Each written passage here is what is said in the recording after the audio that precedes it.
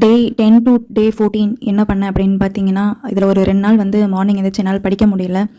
So rest எடுத்துட்டு ஈவினிங்கும் நைட்டும் கொஞ்சம் டைம் கிடைக்கும்போது படித்தேன்.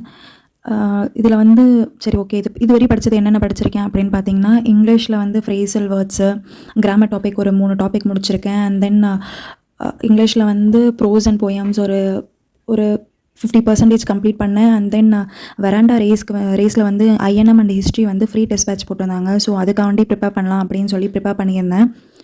அண்ட் இது வந்து சாட்டர்டே நடந்துச்சு வெராண்டா ரேஸில் டெஸ்ட்டு. நான் வந்து சண்டே மார்னிங் எழுந்திரிச்சு எவ்வளோ கொஷின்ஸ் கரெக்டாக போட்டிருக்கோம் அப்படின்னு செக் பண்ணிவிட்டு அண்ட் தென் ரிவ்யூ பார்த்துட்டு அதுக்கு ஆன்சர் கீயும் போட்டுட்டு ப்ளஸ் எக்ஸ்ப்ளனேஷனும் கொடுத்துருந்தாங்க. ஸோ அதுவும் கொஞ்சம் பார்த்துட்டு இருந்தேன். அண்ட் இந்த 10 to 14 டேஸ் வந்து ரொம்ப ஃபுல் ஃப்ளெஜ்டெல்லாம் படிக்கல because of the health issue and some personal work. அதனால் ஓரளவுக்கு ஒரு 50% படிச்சிருந்தேன். ஸோ இதுதான் இந்த 5 டேஸில் நான் பண்ணது. இனிமேல் கரெக்டாக வீடியோ அப்லோட் பண்ணிவிடுவேன்.